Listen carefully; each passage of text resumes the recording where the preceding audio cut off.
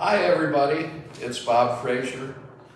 I want to talk to you a little bit about the Employee Appreciation Fund, and I'm joined by Jada Clayton. Hello everyone. And I bet Jada's somebody that most of you know and recognize.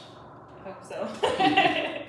Thanks for taking the time to have this little chat. You're welcome, and thank you for having me. Oh, you're welcome. How long have you been at Devonshire now? I started at Devonshire October 2019, right before the pandemic. Oh. And this October will make it 6 years. I remember when you came in. You started as a server, I think, didn't you? I did serve as a server. Yeah. Yeah, did you grow up around here? Or I'm from Florida, but I was born and raised in Vero Beach. Okay. And then my mother decided to transition after my father passed, just for a new scenery, and we ended up in Palm Beach Gardens, and that's where I've resided. Nice, nice. So, I know you've been in school. Yes, I'm currently attending Florida Atlantic University, and my major is health administration. Oh, nice. And minor is communication. I'm remembering when I first knew you, you were interested in being a profiler for the FBI. Yes, I was attending for criminal justice and psychology as the minor, but as the time went by, I decided that it wasn't for me. Well, that's important. Mm-hmm. And I think you all would agree with me that it's pretty likely that whatever Jada does, she's going to be really good at it. Oh, thank you. So, between work and school, do you have any free time? I do. I love the beach. The beach is somewhere that I like to go with my family and friends. Nice. And I also like to read, and I'm learning how to cook. So that's exciting. Well, you're in the right place. Yes. Yeah.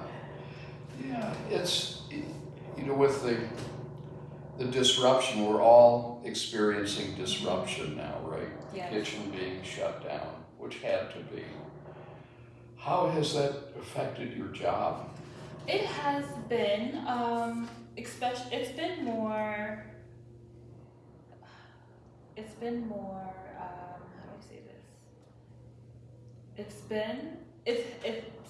We're slowly getting into our routine. Of course, our usual routine of everything being so open and everything being so close at hand. It's something we're all as a team getting used to. And I think we residents are getting used to it too. Hopefully we're being kind and respectful and grateful for what we have rather than mourning what we don't have right now. Yes.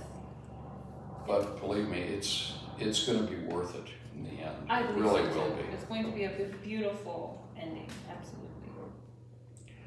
So I want to talk a little bit about the fund.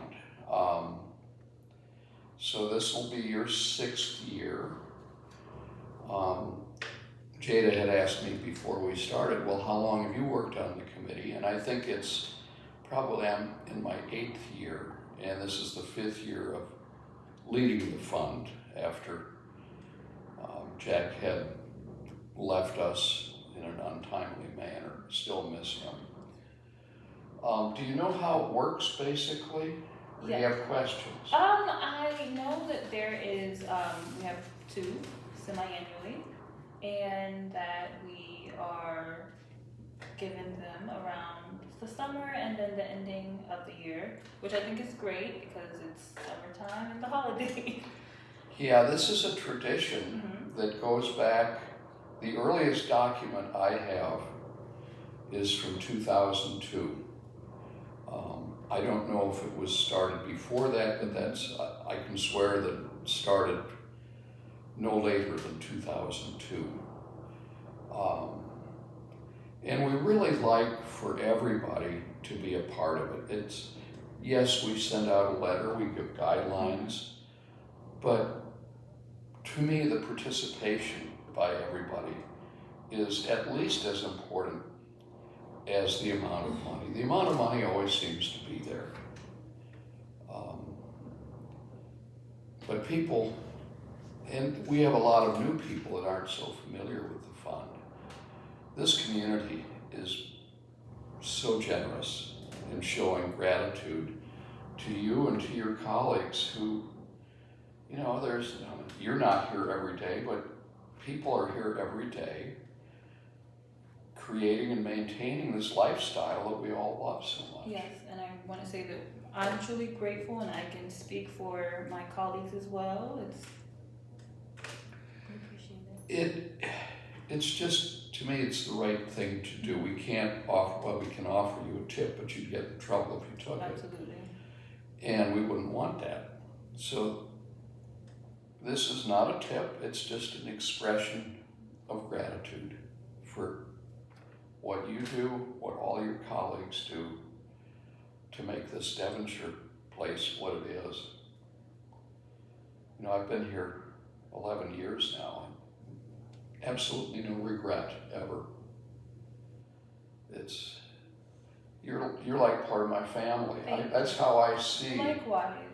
There are a lot of people that I don't know, that I don't see, but I'll tell you, I have a lot more brothers and sisters than I ever did before in my life, now that I'm here. Yes. And also more children and grandchildren. Well, I appreciate your taking the time. Maybe you like to have a little break from the telephone. Oh, yes. I'll probably have about 30 when I come back, but this is very well, needed. In closing, folks, this is important. I know the stock market's been down, but if you haven't sold anything, you really haven't lost anything. So let's all join together and show our appreciation to Jada for what she does, for all of those in dining, for the drivers, the valets, the housekeepers, go on and on, the maintenance people. We're so blessed. We are, and thank you. And I have a question for you. And how is the process go for you in the committee? This committee? Yes. Well, we meet before the fund starts. We usually start 1st of April, and this covers the work between November 1 and April 31. So we'll meet and we'll talk about what do we want to do. Do we want to send a letter? We always send a letter, 2 letters actually. What should the letter say? Should it be the same? We tried a little something different this time, which I thought was great, but we didn't include the guidelines. A lot of people said, oh, what are the guidelines? We set a goal, and we try to rack our brains to think of how can we help persuade people that have not participated in the past to just be part of it, anything. One thing that's new this year is we're asking those who live at Chatsworth now to also be part of it. And we'll see how that goes. I think it's off to a good start. Chris Burnson, the administrator, he's all for it. Yes. And then almost every day I go to the bank and see what's come in, and I keep a lot of statistics, which those of you that know me fairly well, that's not a surprise. And the reason I do that is because we have to tell Human Relations, the payroll department, how much we will distribute. The middle of May, we're going to have to do that. And we always distribute more than we've gotten in at the time, trusting in the goodness of the community.